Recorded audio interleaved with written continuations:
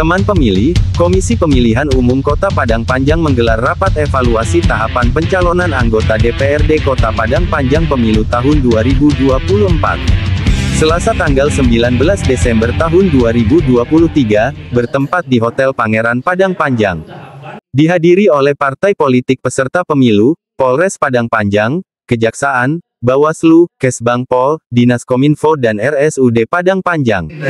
Mas Naidi selaku Ketua KPU Kota Padang Panjang saat membuka secara resmi menyampaikan bahwa seluruh proses tahapan pencalonan perlu dilakukan evaluasi dan kajian bersama guna menerima masukan dari partai politik dan stakeholder terkait kekurangan ataupun saran dan masukan untuk perbaikan ke depannya. Menyikapi hal tersebut, dipimpin oleh Divisi Teknis dan Penyelenggaraan, Gunawan satu persatu perwakilan partai politik mengucapkan terima kasih dan apresiasi terhadap jajaran KPU Kota Padang Panjang yang telah menjembatani dan memfasilitasi partai politik mulai dari awal hingga akhir tahapan pencalonan yakni hingga ditetapkannya daftar calon tetap.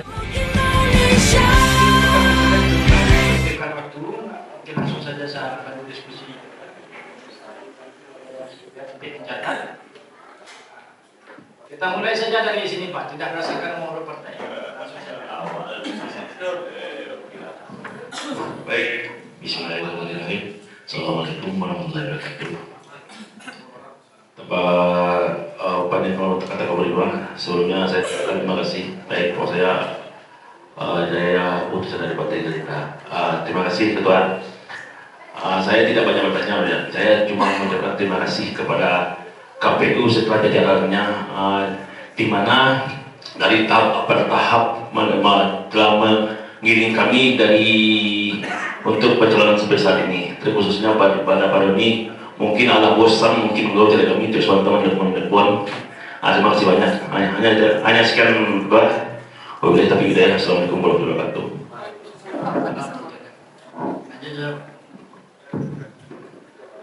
Assalamualaikum warahmatullahi wabarakatuh. Saya Yusuf Budiman dari Partai Buruh. Sesuai dengan judul acara kita hari ini, evaluasi pencalonan anggota DPRD Kota Padang Panjang.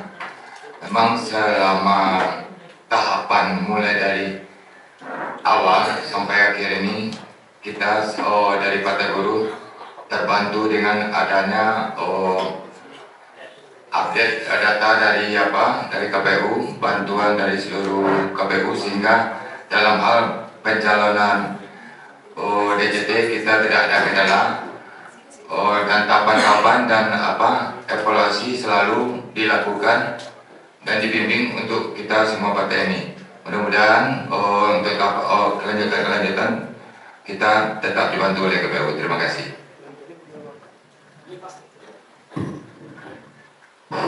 Assalamualaikum warahmatullahi wabarakatuh. Kami dari Partai Golkar sebelumnya mengucapkan terima kasih kepada semua pihak yang telah membantu proses administrasi mulai dari KPU sendiri, Kapolres, RSUD dan juga Pengadilan Negeri dalam memenuhi persyaratan-persyaratan yang ada dalam proses pencalonan.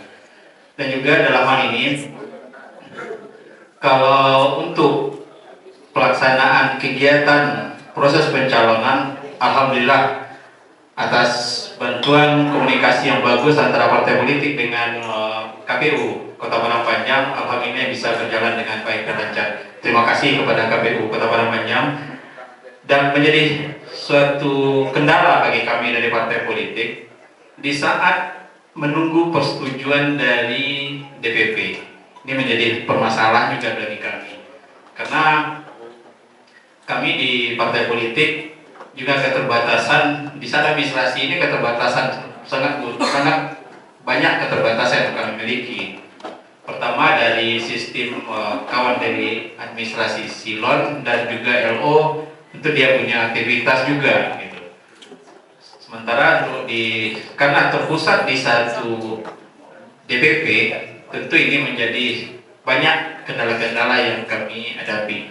Kadang-kadang 3 hari setelah kami masukkan data ke DPP persetujuannya di last minute. Ini menjadi suatu persoalan yang mungkin perlu perlu ditindaklanjuti untuk masa-masa yang akan datang. Mungkin itu dulu dari kami, dari Partai Golkar. Sebelumnya kami mengucapkan terima kasih kepada semua pihak. Semoga pemilu 2024 ini berjalan dengan baik dan lancar. Amin. Kata bila itu Assalamualaikum warahmatullahi wabarakatuh.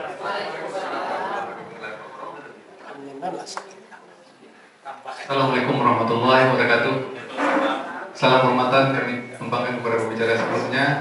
Ucapan terima kasih kami sampaikan kepada KPU dan jajaran yang telah memberikan yang telah melaksanakan kegiatan evaluasi pencalonan anggota DPRD Kota Padangpanjang.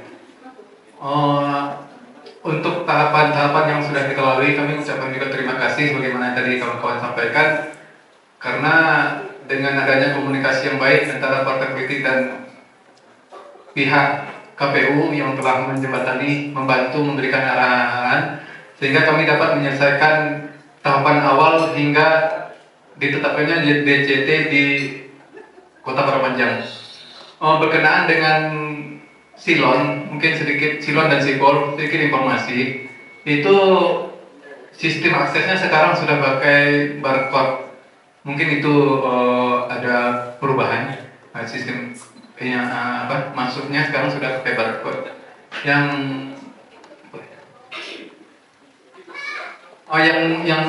perlu kami tekankan adalah setelah evaluasi pencalonan ini Pak, berkenaan dengan pelaporan. Jadi di situ kami masih banyak gambang dan ngambang berkenaan dengan si KDK. Itu mungkin kedepannya kita akan lakukan juga evaluasi terhadap pelaporan SKDK tersebut. Demikian saja, salah jangka mohon maaf. Wassalamualaikum warahmatullahi wabarakatuh.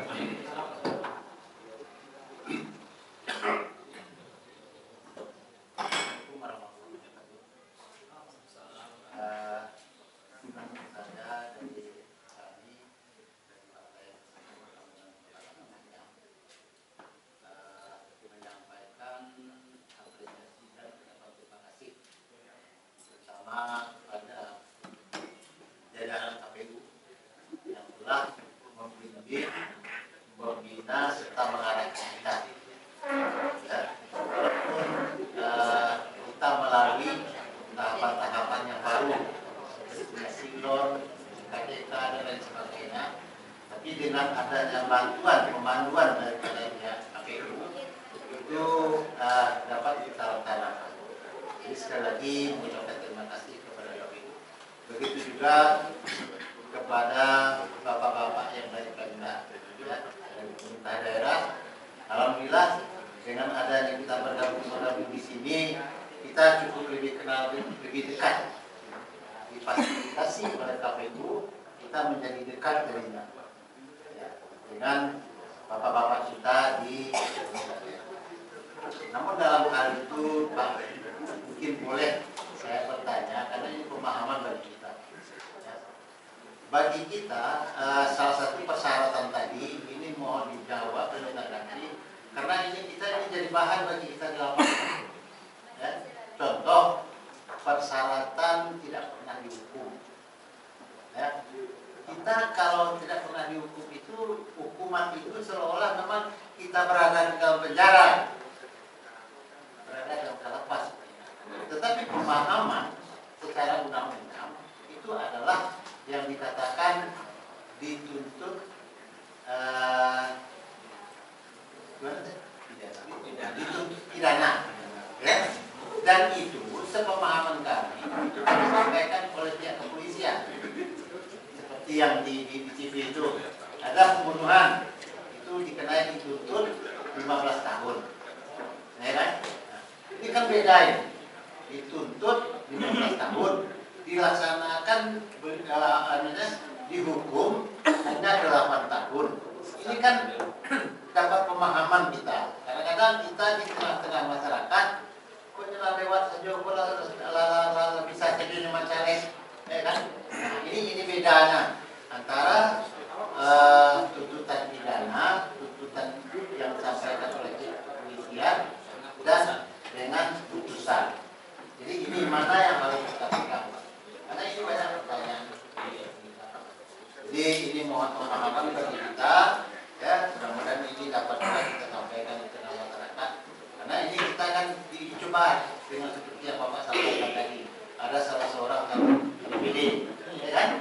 Kita diuji, kita nanti masyarakat menguji kita apa sebabnya dia lewat? Apa sebabnya beliau mengajukan ke Mahkamah Konstitusi? Demikian, terima kasih. Assalamualaikum warahmatullahi wabarakatuh.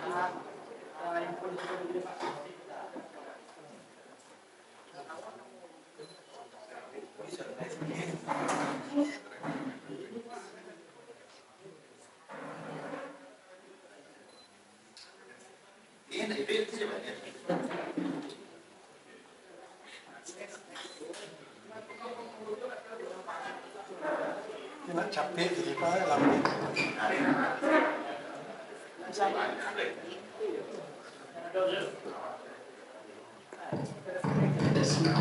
Cek.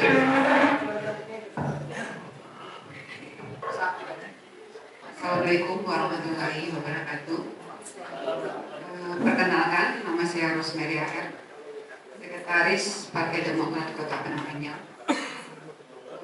Nomor 1. Salam kehormatan saya tumpahkan kepada pembicara sebelumnya. Kalau masalah inflasi pencalonan kayaknya kalau dikatakan harus tidak kemarin ya Pak ya. Soalnya pencalonan sudah selesai. Tapi saya sangat terima kasih sama KPU ya. Kenapa? Selama saya mengurus pencalonan dari anggota DPRD Kota Padang Panjang, mungkin 2 periode ya Pak ya. Baru kali ini Partai Demokrat bisa dikatakan yang paling terakhir, bukan dikatakan last minute lagi ya. Kenapa? Seluruh silon yang dipegang dari Partai Demokrat dipegang oleh pusat Pak ya. Jadi kami dari Kota Padang Panjang ini khususnya, mungkin seluruh Indonesia ini tidak bisa berbuat apa-apa. Kami tidak pernah konsultasi dengan KPU. Kenapa? Karena kami tidak pernah pegang silonnya Pak.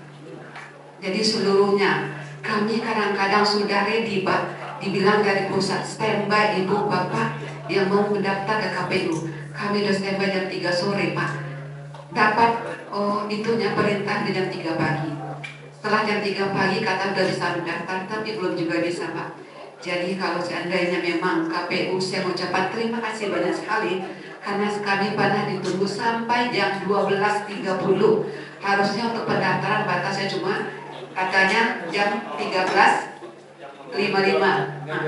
Ya, jam 12 batas sebetulnya. Tetapi kami dari Partai Demokrat karena dari pusatnya belum apa kata itu akhirnya kita istilahnya itu kan kalau sudah ada data yaitu titiknya dari pusat.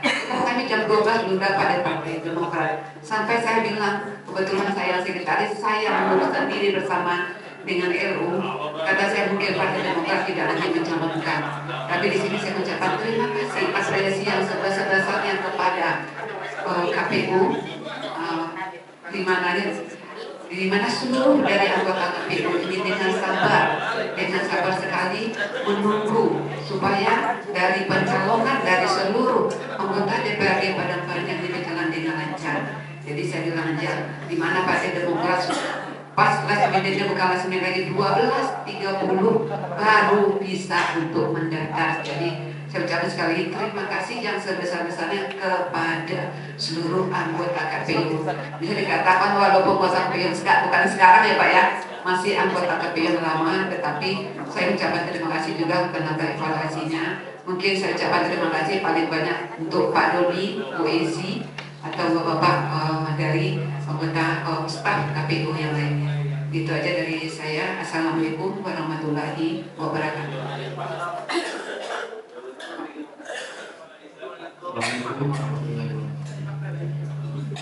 Saya Firman dari PS Jadi evaluasi pencalonan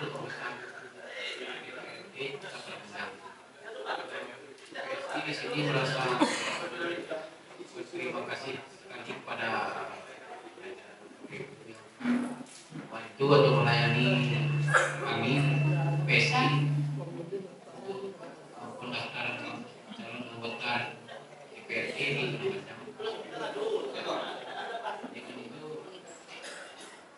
terima kasih sekali.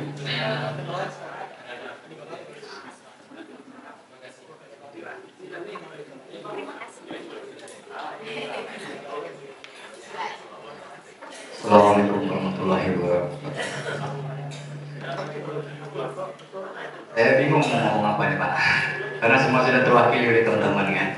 Tapi intinya kami dari Hanura ya sangat mengucapkan banyak terima kasih juga atas evaluasi pencalonan DPRD Kota Panjang ini, di mana kami merasa sangat terbantu sekali saat menjalani proses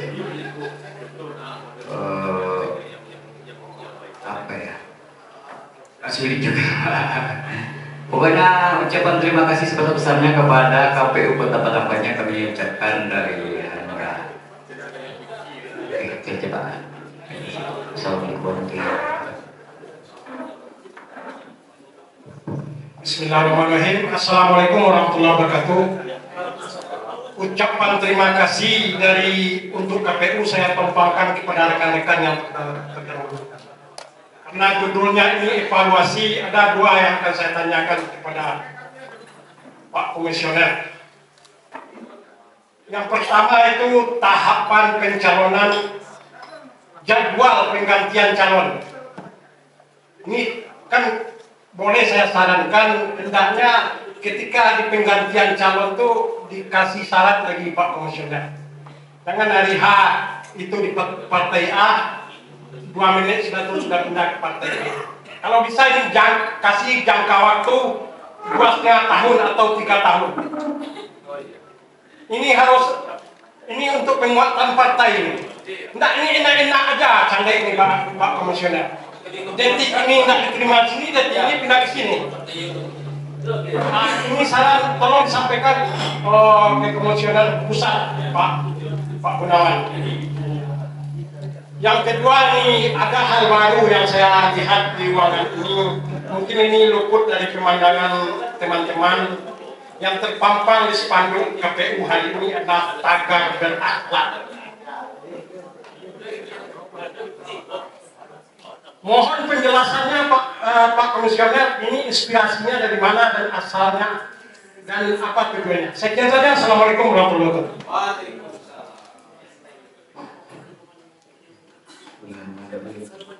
Assalamualaikum warahmatullahi wabarakatuh. Nama saya Edmond dari Partai Umat. Kebetulan saya sekretaris DPD Partai Umat Padang Panjang.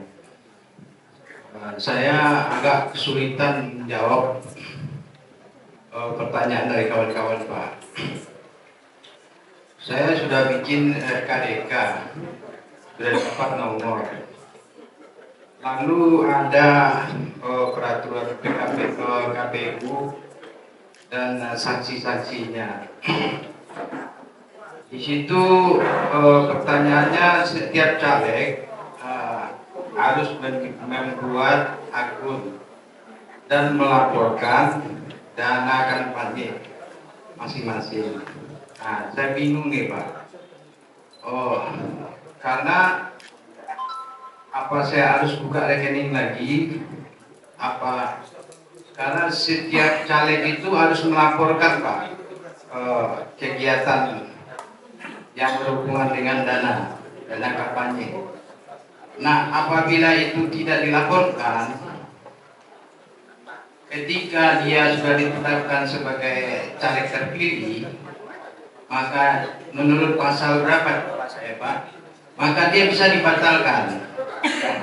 Tidak bisa dia menjadi anggota terpilih karena dia tidak mempunyai akun dan melaporkan dana yang sudah dipakai. Nah, apakah ini berlaku juga bagi DPD kita di sini gitu Pak? Terus apa cara saya mengatasinya Pak supaya tidak ada sanksi pasal-pasal yang bisa membatalkan caleg terpilih itu Pak? Apakah saya harus bikin satu akun untuk semua caleg? Apa setiap caleg harus punya akun atau rekening gitu Pak? Saya rasa itu dulu Pak. Mohon dijawab. Assalamualaikum warahmatullahi wabarakatuh. Terima kasih, Pak. Saya sudah semua partai politik ya? Oh ya. Aku lagi yang terakhir.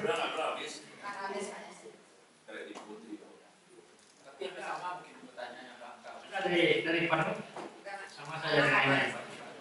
Terima kasih Bapak Ibu sekalian. Sebelum kita minta masukan dan tanggapan, respon dari Bapak-Bapak Forkopimda pihak terkait, saya merespon dulu.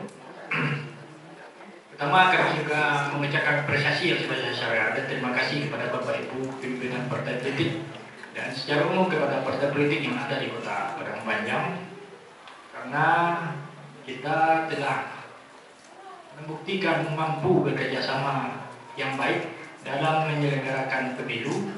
Kami KPU sebagai penyelenggara, Bapak Ibu partai politik sebagai peserta. Dengan bukti kita telah bisa menetapkan calon DPRD Kota Padang Panjang melalui DCT yang sedang proses cetak.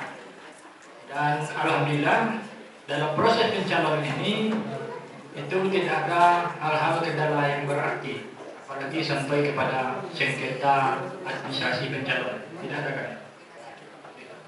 Kita memang cuma punya semangat yang sama bagaimana menyelenggarakan pemilu ini secara langsung, bebas, rahasia, tersebut. Selanjutnya ada beberapa yang ingin saya tanggapi. Yang pertama dari Bapak dari Golkar tadi. Sekalian juga akan menanggapi yang dari Bapak dari Umat. Wah, beda ini. Yang dari Bapak Golkar yang ada persetujuan dari DPP. Memang ini Pak, sekarang segala persetujuan caleg itu harus dari pusat. Kalau dulu kan tergantung pada AD/ART, diserahkan kepada RT partai masing-masing. Ada yang selesai oleh keputusan pengurusan di tingkat kabupaten kotanya saja, ada yang setingkat di atasnya.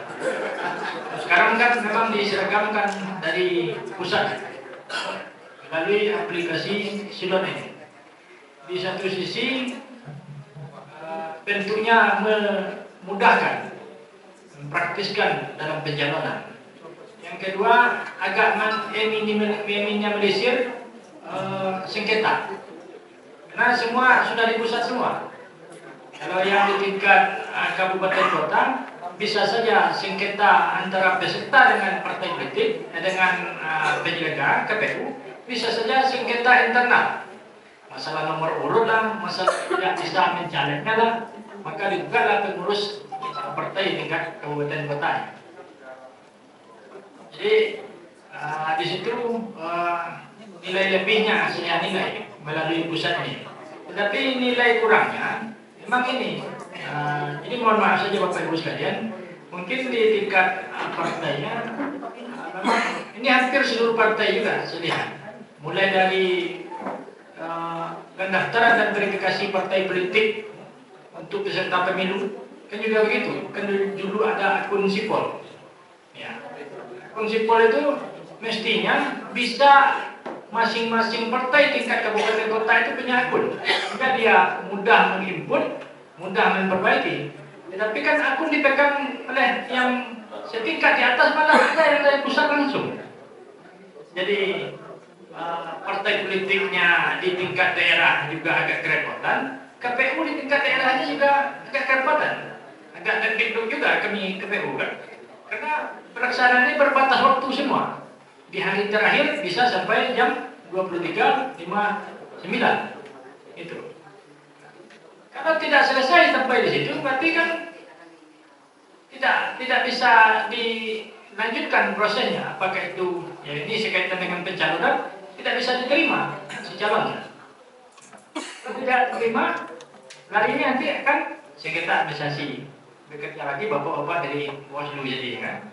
Proses ini keluar rekomendasi ya terima. Itu tidak terima. Karena keterlambatan tadi betul seperti yang Bapak dari menunggu rekomendasi dari pusatnya butuh berhari-hari juga. Itu yang disampaikan oleh Ibu Demokrat tadi, kita juga. Jadi Nah, inilah yang menjadi dinamika kita dalam perjalanan sekarang, dan ini akan menjadi poin yang penting yang akan kami catat dan akan kami sampaikan supaya didapatkan solusi terbaiknya oleh regulator kita di pusat. Apakah nanti sistemnya yang akan diperbaiki aplikasinya ini, atau memang ada diwajibkan akun itu per kabupaten kota atau sesuai dengan tingkatannya. Untuk di tingkat kabupaten, akunnya di kabupaten atau kota, di provinsi juga. Ini kan kadang akun di provinsi. Kita aja di Sumatera Barat 19 kabupaten kota. Sudah layak provinsi yang diurusnya, 9 kabupaten kota juga diurus oleh si operatornya. Ini agak meribetkan bagi si partai politik itu sendiri. Dan kita di KPU juga udah cemas-cemas juga kan, kalau tidak selesai pada waktunya, ini sengketa lagi akan kita hadapi. Bukan kita tidak mau bersengketa, tetapi sepanjang bisa kita minimalisir, bisa kita hindari, tentu kita. Itu mungkin responnya dari itu, Pak. Jadi Pak, kami sebenarnya memang plus minus kemarin kami banyak plus minusnya yang kita dengar. Tapi bagaimana kita, sebagaimana yang Pak bicarakan tadi, bagaimana kita meminimalisir ini? Soalnya kami di daerah Pak, kadang-kadang di saat pendaftaran, di saat pembaikan berkas, itu kadang-kadang tertumpu kepada LO dan berapa orang pengurus gitu. Jadi kami nanti kadang-kadang permasalahan yang dihadapi provinsi, kadang-kadang berimbas ke kami ke kabupaten kota. Dan ini permasalahan ini semua partai politik mengalami Pak. Kadang-kadang komunikasi itu kadang-kadang nggak bagus lagi, kadang-kadang di saat kita melakukan ini. Cuma dalam evaluasi ini kami menyampaikan permasalahan ini. Nanti kalau Bapak bisa di KPU, soalnya keputusan terakhir tetap nanti di KPU RI gitu Pak. Apalagi jangan kami ada di partai kami yang ada di DPRD sendiri untuk membuat aturan ini gitu. Jadi mungkin dalam evaluasi ini mungkin kendala-kendala yang tambahkan yang Pak Muslim tadi Pak. Mungkin dari sisi persyaratan. Kadang-kadang yang butuh loncat partai ini Pak di saat injulitan ini yang dilakukan, dan ini menyulitkan juga kami partai politik di daerah gitu. Jadi karena sementara persetujuan dari DPP tidak segampang apa yang kita harapkan gitu Pak. Mungkin ini juga tambahan dari yang disampaikan Pak Muslim tadi. Mohon maaf dulu nih Pak. Terima kasih Pak. Memang agenda kita hari ini untuk menyampaikan hal-hal yang seperti itu kan. Supaya memang ke depan partai politik dan KPU serta Bawaslu yang di tingkat kota akan lebih bisa lebih lancar menyelenggarakan seluruh tahapan tersebut. Apalagi yang berkaitan dengan rekomendasi persetujuan dari pusat melalui aplikasi Silon ini. Dan kebetulan memang ya mungkin kita semua di sini sudah semua tahu, saya juga anggota KPU di daerah lain sebelumnya. Mulai dari pendaftaran verifikasi partai politik itu sudah merasakan ini dinamika yang harus dibereskan juga karena masing-masing partai itu berbeda-beda. Ada yang langsung dari pusat yang megang akun, ada yang di provinsi, ada 1-2 partai cuma yang di tingkat kabupaten kota yang diberikan kepercayaan oleh pimpinan di atasnya memberikan akun. Kalau yang akunnya di tingkat kabupaten kota itu agak lancar, kita pun memberikan pelayanan juga agak senang jadinya, karena dia bisa langsung eksekusi. Kalau melalui di atas, ya diinput dulu, dilaporkan dulu ke atas. Jadi ini akan jadi masukan berharga begitu. Mudah-mudahan ini didengar oleh.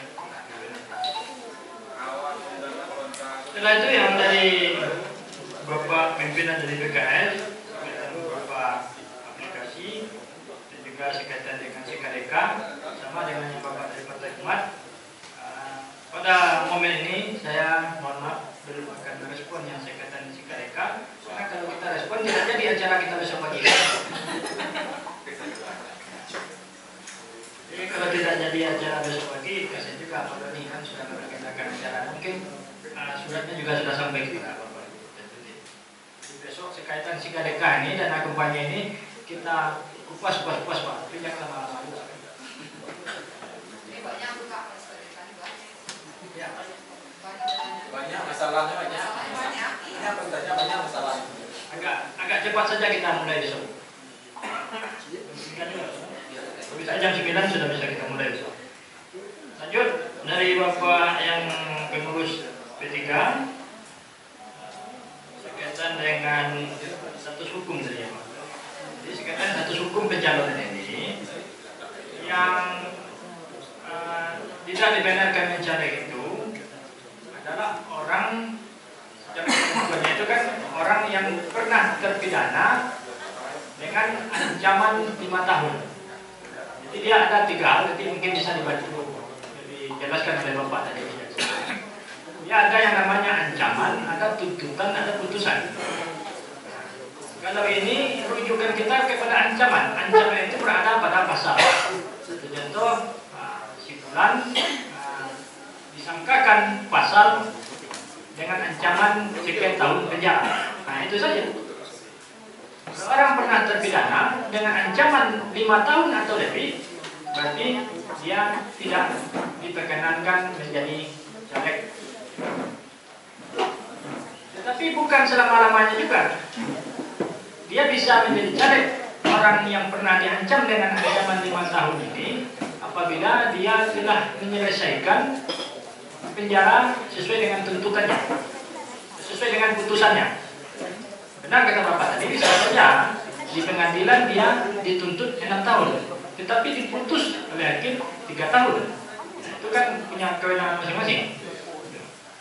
Jadi apabila dia telah selesai menjalankan putusannya, apakah satu contoh dia penjara 2 tahun, dia mulai keluar penjara itu dihitung 5 tahun semenjak dia keluar penjara, 5 tahun baru dia bisa mencaleg lagi. Dokumen pembuktiannya itu adalah surat keterangan daripada Kalapas dan putusan pengadilan negeri yang telah mempunyai kekuatan hukum. Jadi itu onggok-onggoknya Pak, ada tuntutan, ada ancaman, ada tuntutan dan ada putusan. Rujukan kita KPU adalah kepada ancaman yang tertera di dalam pasal. Kita dengan Ibu dari Demokrat ini mungkin sudah juga terbahas langsung masalah semacam tadi dengan sistem informasi yang ada di KPU. Dari Nasdem berkaitan dengan tahapan pencalonan, ya, ini memang jadi fenomena yang agak merumitkan juga, termasuk di partai politik maupun di KPU sebagai penyelenggara teknis.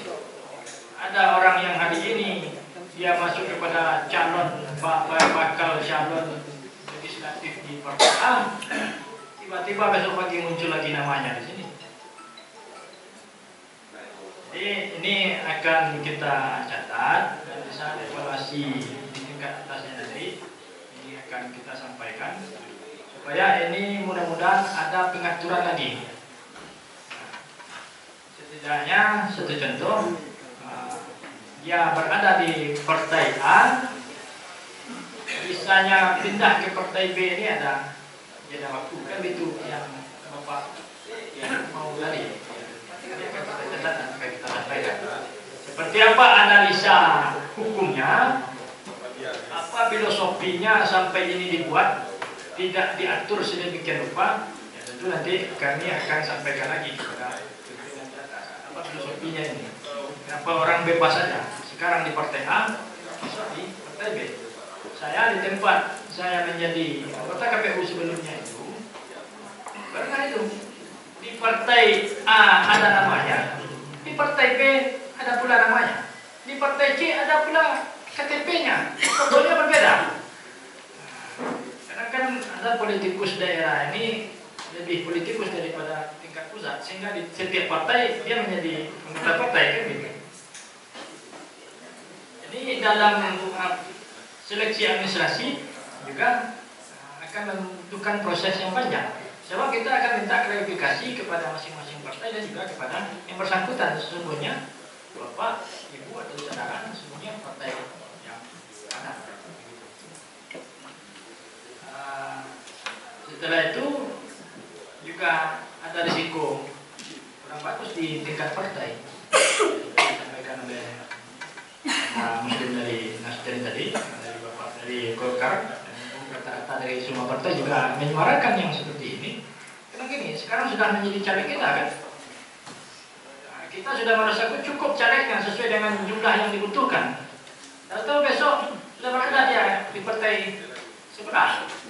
Di partai sebelah, dokumen yang dibutuhkan hanya surat pernyataan mengundurkan diri daripada partai sebelumnya. Kan gitu. Di saat yang bersangkutan ada surat pernyataan telah mengundurkan diri daripada partai sebelumnya dan ditandatangan partai, KPU akan pegang itu. Maka dia akan legitimate di partai yang baru tersebut. Jadi partai yang sebelumnya sudah kehilangan caleg saja satu, kan? Nah, sudah kacau-kacau lagi mencari caleg. Nah, kan kita berusaha untuk mengoptimalkan jumlah. Ini masukan yang sangat berharga bagi kita, Pak, dan akan kita catat dan akan kita sampaikan. Biasanya masukan kita dari KPU 10, salah satu terdaftar sebagai anggota partai politik kan Mas. Mungkin karena itu kan ngambang tuh Pak, terdaftar sebagai partai politiknya konotasinya kan seluruh partai berhak yang masukin gitu Pak. Karena celahnya di sana mungkin Pak.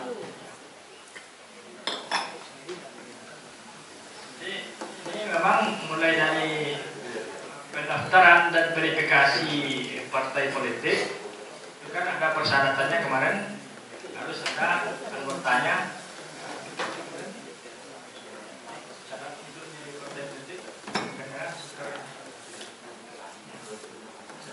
Dari jumlah 10% dari jumlah penduduk. Nah, kalau itu kan sudah mulai tersaring juga kemarin. Jadi kan tidak ada yang ganda. Nah, ini kan kadang caleg datang yang tiba-tiba ini dia tidak masuk ke dalam 10% anggota partai politik. Di saat pencalonan mulai dihelat tahapannya, nah, partai juga mencari caleg dan tokoh juga mulai menjadi partai. Mulai dari sana berhitung-hitung di mana yang lebih strategis. Di sinilah terjadinya ganda-ganda yang seperti tadi, seperti yang kita bahas di dinamika yang tadi.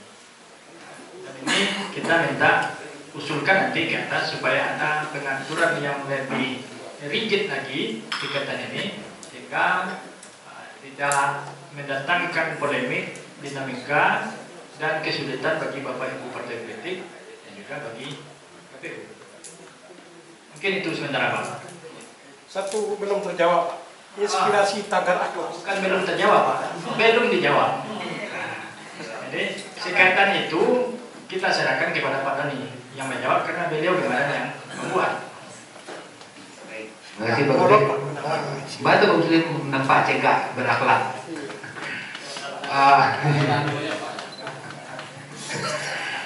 Baik, spanduk yang sekali ini memang ada satu tambahan lagi. Biasanya kita kan ada maskot dan integrasi. Nah, ini ada berakhlak. Nah, ini adalah program dari Menpan RB, di mana setiap lembaga yang melayani publik, ada pelayanan publik, termasuk Pak Kabid dan dari Kominfo dan RSUD juga memakai simbol ini berakhlak. Nah, untuk pelayanan publik itu berakhlak ini maknanya adalah berorientasi, pelayanan akuntabel, kompeten, harmonis, loyal, adaptif dan kolaboratif. Berakhlak. Nah, KPU juga salah satu lembaga pelayanan, terutama seperti yang tadi sudah disampaikan beberapa partai politik pada masa pencalonan juga sudah membantu Bapak Ibu dalam pelaksanaan pencalonan. Maka ini sesuai dengan ketentuan dari Kemenpan RB, setiap ada kegiatan lembaga pelayanan publik maka juga menampilkan simbol berakhlak ini. Jadi untuk mengingatkan bagi si pegawainya dan bagi juga masyarakatnya. Itu tampaknya Pak Muslim. Siap. Ya. Walaupun dicanangkan oleh Pak Eksodir.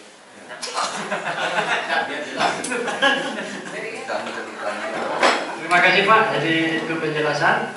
Dan kita langsung minta masukan, tanggapan, respon dari tahapan pencalonan ini dan juga dari segi tanggapan dan masukan maupun dalam proses sekarang. Kita mulai dari Bapak yang mewakili Kapolres. Dinamika dalam pengurusan SKCK, bagaimana yang sebaiknya ke depan. Ya. Kebetulan Assalamualaikum warahmatullahi wabarakatuh. Salam penghormatan sebagai bicara dahulu. Jadi kita diutus berdua untuk menghadiri kegiatan KPU ini, sehingga mungkin Pak Tungga bingung juga saya jawab. Jadi gini, yang dari awal disampaikan di terkait penerbitan SKCK, setelah dia keluar dari kurungan, itu dia buat SKCK nggak ada alasan Polri tidak mengeluarkan. Tetapi di situ dibuat di catatannya, pernah tersangkut perkara pidana itu dihukum sekian gitu, wajib dibunyikan.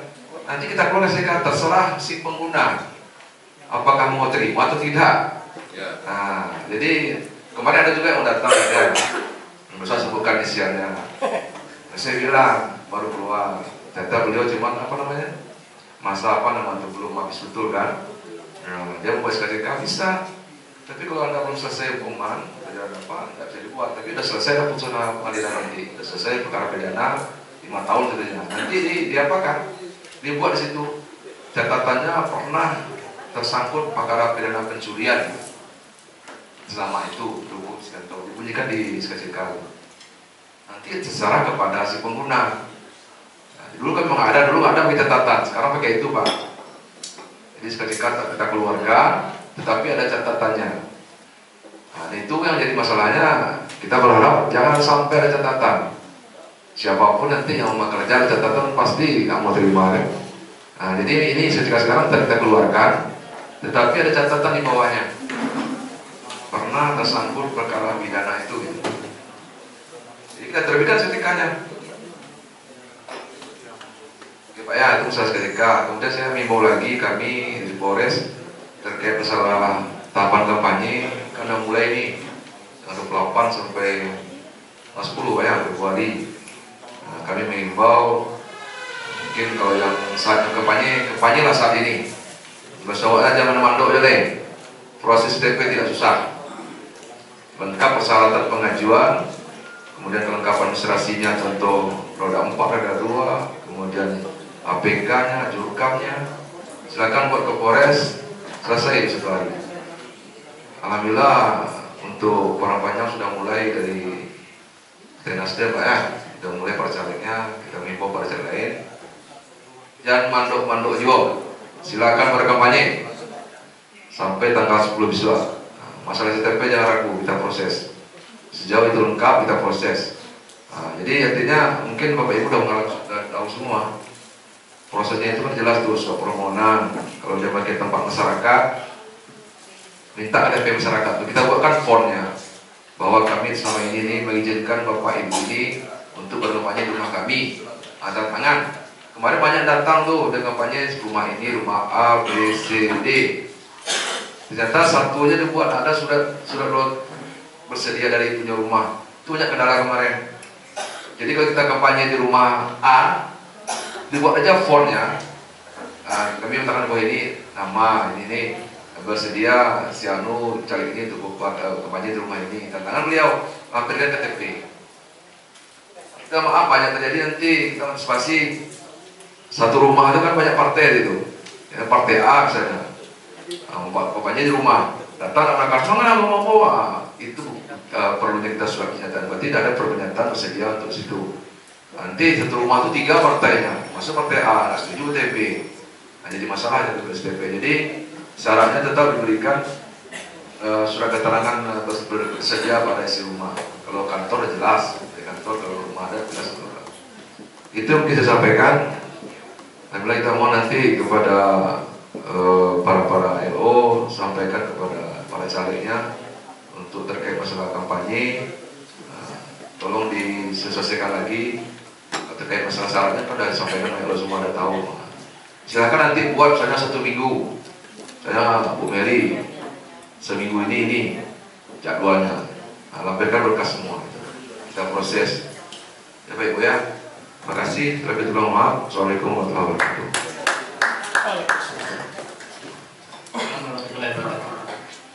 Jadi sudah sama kita dengar penjelasan dan juga himbauan kepada Bapak yang tadi kejadi. Silakan. Iya.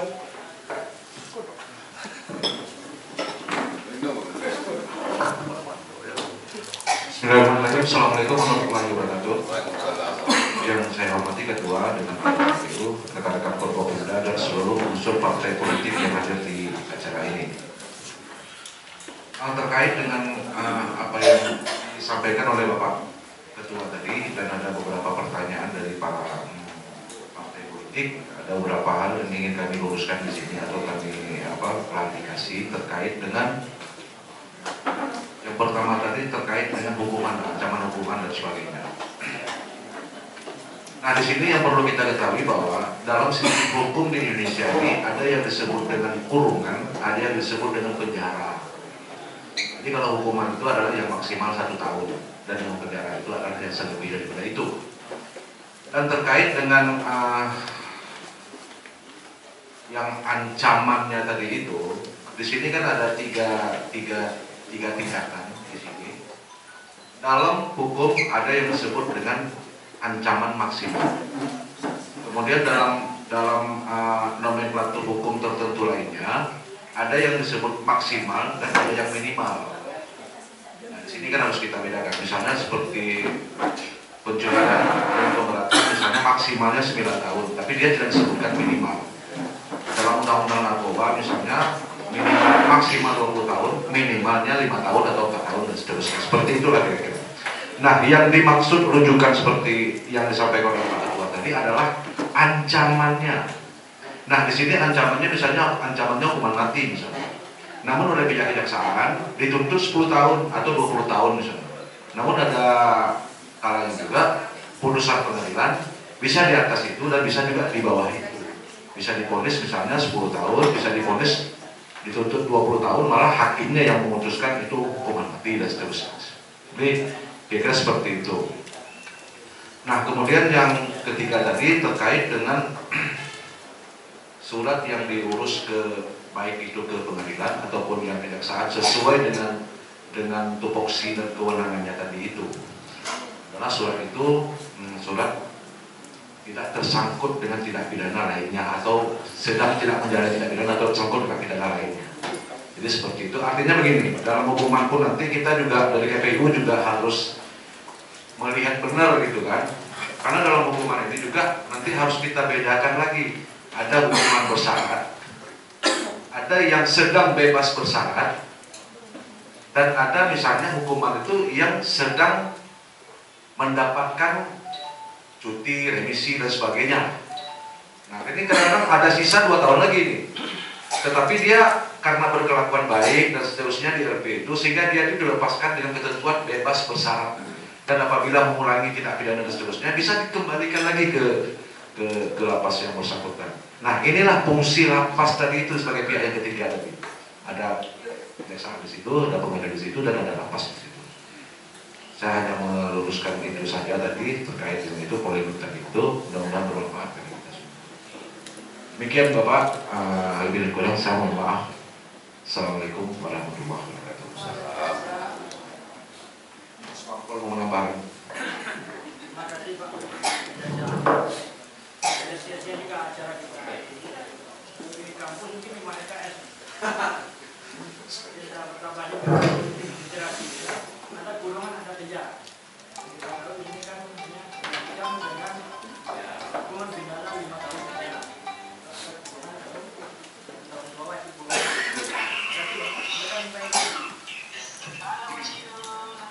Terima kasih Pak Komisioner. Assalamualaikum warahmatullahi wabarakatuh. Waalaikumsalam. Yang kami hormati Komisioner, Sekretariat, dan juga yang kami muliakan para ketua-ketua atau RO Partai se-Kota Parapanjang, Pak rekan kami dari OPD, dan yang hormat juga Bapak dari Kejaksaan dan Kepolisian. Mohon maaf mungkin jadi akan terlambat. Cuman di sini kami sedikit ingin coba mengajak kita bersama. Artinya apa? Terkait evaluasi pencalonan, kami melihat selama pengamatan kami kurang lebih 4 tahun di sini sebagai Kesbangpol sebagai salah satu mitra strategis dari KPU Bawaslu dan juga mitra partai politik. Kami hanya sedikit mengomentari tentang pencalonan. pencalonan caleg ini sebenarnya sudah menjadi hal momok menakutkan bagi pengurus partai saya lihat beberapa tahun terakhir. Kenapa demikian? Itu kejadiannya seperti yang Pak Muslim sampaikan tadi dan beberapa kawan sampaikan tadi, yaitu adanya satu orang bisa di beberapa parpol dan adanya karakteristik kutu loncat. Nah, kutu loncat ini merasa tidak nyaman sini, pindah ke sini, atau merasa tidak dihargai, pindah. Kalau kita maunya kan harusnya gajah loncat, kalau dia pindah bergeser dukungan, goyang gitu. Tapi ternyata yang banyak itu yang pindah-pindah adalah yang kutu loncat. Kalau kita takuti kalau gajah loncat, itu dia pindah, suara bergeser. Jadi saya punya pemikiran, mudah-mudahan ini juga jadi catatan bersama. Disinilah pentingnya pengurus partai politik mendapatkan biaya yang selama ini dibantu negara, walaupun pada saat ini biaya itu masih kecil. Dan mudah-mudahan nanti siapapun presiden yang menang 1, 2, 3, masalah partai politik ini memang betul-betul diayomi. Karena apa? Kita harus pahami bahwa memilih jalur di partai politik ini sama seperti saya atau juga Pak Gunawan, berkarir kita di politik ini. Jangan ke partai politik sebagai aji mumpung, Pak. Mumpung sudah kaya, mumpung sudah jadi tokoh, atau mumpung tidak ada kerjaan. Jadi yang penting pastinya caleg, ya, gitu. Jadi mari kita jadikan partai politik ini pilihan. Berpolitik ini, masuk ke jalur politik ini adalah sebagai sebuah ijtihad. Di samping ijtihad, partai politik juga bisa nanti menjadi salah satu sumber mata pencarian kalau memang betul-betul diikuti. Oleh karena itu kita ini mungkin pembicara kita walaupun di daerah, kita ingin nanti pembicara sampai ke pusat. Bahwasanya memang undang-undang partai politik tersebut tidak hanya mengatur masalah pencalonan segalanya, tapi mau mengatur tata cara berpolitik. Supaya apa? Jadi orang ini di Indonesia kita sudah bisa bagi. Ini kelompok ASN atau PNS, ini kelompok parpol, ini kelompok TNI, Polri dan segala. Supaya apa? Karena partai politik juga sebagai salah satu stakeholder dalam membangun bangsa ini. Oleh karena itu, karena ini belum ada, maka saran kami untuk tingkat Kota Parangpanjang adalah bagi seluruh partai, tidak tertutup yang hanya di parlemen atau di DPR, tapi di luar. Jadi kalau partai itu memang partai yang ada sepanjang masih ada, maksudnya sepanjang tahun. Jangan partai itu adanya 2 tahun mau pemilu. Jangan partai yang ada di parlemen itu adanya ketika terima banpol. Halnya apa? Karena kita di sana kita memastikan siapa yang bisa kita kader. Dan kita harus bijak juga dan punya komitmen secara keseluruhan berpartai. Jangan nanti gara-gara kita ketua partai melihat yang datang melamar mau jadi caleg itu karena dia punya uang, punya toko, itu kita terima. Kasihan yang sudah bekerja yang lama. Jadi artinya apa? Kita harus punya komitmen yang kuat antara sesama kader. Bahwasanya utamakan kader. Kalau semua partai bersepakat yang akan dicalonkan lah bapak-bapak yang aktif di partai ini, mau apa yang kurang punya duit itu, mau apa yang tokoh-tokoh yang foto karbitan gitu. Ini penting loh Pak. Karena apa? Jangan nanti ketika yang sudah punya duit sudah daftar dapat nomor urut, nanti itu pelengkap diambil kader, ya buat nama aja. Begitu Pak Muslim ya? Sering tadi. Jadi maksudnya ini harus serius diseriusi gitu. Dan menjadi komitmen bersama. Supaya apa? Tidak terjadi lagi nanti ini kalau sudah masuk tahun 2 tahun sebelum pemilu ketua partai mikir ini siapa ya? Kalau dicalonkan orang minimal tanggung biaya pemeriksaan kesehatan, urusin SKCK segala macam, bikinkan spanduk baliho. Akhirnya menjadi pengurus partai ini menjadi beban. Padahal sebenarnya pengurus partai setingkat kota ini levelnya sama dengan wali kota. Karena dia punya struktur juga, bisa juga ngatur-ngatur yang lain. Jadi pengurus partai 3 provinsi levelnya gubernur. Artinya apa? Makanya menunjuk seseorang menjadi ketua partai di tingkat kota harus orangnya yakin dia bisa bertarung untuk jadi wali kota. Jangan hanya sebagai pemusuh, jangan hanya sebagai pendukung. Oleh karena itu saya berpikirnya tentu ini bisa dilakukan jika bapak-bapak internal partai memang punya pemahaman yang sama. Kalaulah hanya berpartai ini hanya hitung-hitungan menghabiskan hari atau mengisi-isi kekosongan, ya setiap pencalonan maka dilemanya kan sama. Ketika seorang merasa tidak nyaman, digeser. Ketika seorang merasa tidak dihargai, dia pindah. Itu yang saya lihat khusus untuk pencalonan. Dan yang kedua adalah yang tadi itu. Ketika partai betul-betul mendapatkan biaya, karena ada yang bantuan dari pemerintah, ada yang mungkin iuran atau sumbangan dari para anggota yang duduk, ini betul-betul dipergunakan untuk membangun dan merawat konstituen. Sehingga apa? Jelas kita masa kita siapa. Ketika masa kita jelas, kita sudah bisa prediksi tahun ini kita dapat berapa. Maka dari itu tentu yang tadi itu pengkaderannya jelas. Ada PDLP-nya ya, prestasi, dedikasi, loyalitas dan segala macamnya. Oleh karena itu kami berpikir sebenarnya dari sisi tahapan pencalonan, mungkin dari segi aturan saya pikir kita semua sudah memahami, rasanya tidak ada yang perlu diperdebatkan. Yang cuma tadi adalah masalah pemahaman ya Pak Datuk ya. Artinya memang yang itu sekarang lagi diperjuangkan oleh Pak Iman Usman. Ya karena apa, hukum ini kan cara pandangnya sama. Artinya dari sini kalau Bapak lihat ini apa, sebuah minuman, tapi kalau di sini saya lihatnya SMS, kalau Bapak mungkin lihatnya yang warna hijau aja. Jadi setiap orang punya sisi pandang yang berbeda, bisa saja. Makanya setiap orang juga berhak melakukan upaya-upaya hukum sesuai yang mereka yakini. Dan terakhir kami sekali lagi Ketua Pol mengucapkan terima kasih juga kepada KPU.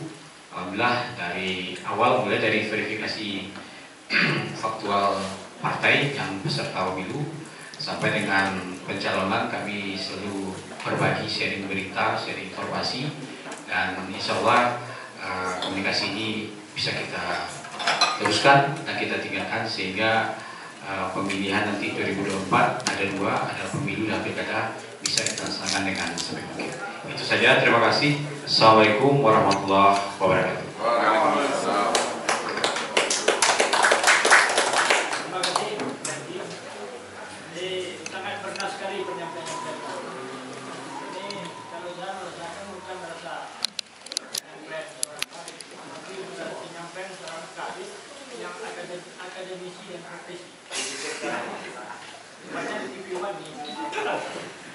Jadi mampu kita sebaiknya ada pembicaraan. Terima kasih lanjutkan. Memang kendala kami di pengurus itu, karena aturan regulasi itu sendiri kami tidak pernah di backup dengan itu. Cuma sebenarnya ubah sistem pemilu, kembali ke sistem pemilu sebenarnya. Soalnya Pak Pengki menjaga konstituen itu sebenarnya tugas anggota dewan yang mewakili partai politik di sana, tapi dia bukan membangun membina kader gitu, tapi membina konstituen dia untuk milih periode berikutnya. Jadi legalkan dulu dengan aturan yang ada gitu. Sebenarnya itu yang menjadi Pengki. Terima kasih Pak. Ya. Nanti pada masanya setelah pemilu ini selesai, mudah-mudahan anggaran juga akan kita akan evaluasi pemilu 2024. Siap betul.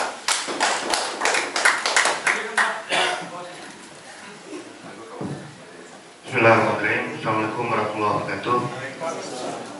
Yang terhormat Ketua KPU serta jajaran, terhormat Bapak undangan dari Dandim, Kejaksaan, dari Ketua Pol, Polres, Kominfo, SUD, dan khusus kepada Bapak Ibu dari Parpol. Alhamdulillah. Sebelumnya saya mengucapkan permohonan maaf dari pimpinan kami, Komisioner Bawaslu Kota Prapanjang yang semestinya berada di sini, cuman karena memang pada akhir tahun ini Bapak Ibu begitu padatnya kegiatan dalam rangka tutup buku dan juga dengan telah berjalannya tahapan kampanye, maka kami diutus di sini, ditugaskan untuk mewakili beliau. Yang ketua sekarang hari ini di Jakarta dan dua lagi di Bukit Tinggi untuk mengikuti kegiatan rapat sentra Gakumdu. Bapak Ibu kami hormati, mungkin kami tidak akan berpanjang lebar, yang pertama akan kami sampaikan bahwasanya kami ucapkan apresiasi yang setingginya kepada KPU karena sejak beberapa periode kepemimpinan, mungkinlah periode kedua sekarang yang permanen yang Bawaslu itu paling panjang itu secara indeks pelanggaran atau sengketa pemilu itu nihil, alhamdulillah nihil. Dan walaupun sebenarnya kami dipertanyakan kenapa di Parangpanjang nihil sengketa itu, tidak ada pelanggaran segala macamnya, padahal kita dituntut untuk melakukan pencegahan. Jadi sebenarnya agak kamar bedo Pak Ibu. Jadi kita melakukan pencegahan dan imbasnya adalah nihilnya sengketa atau nol sengketa, nol pelanggaran yang kemudian disidangkan. Tapi di satu sisi kita dianggap seolah tidak bekerja. Jadi ini sebenarnya kan lucu juga.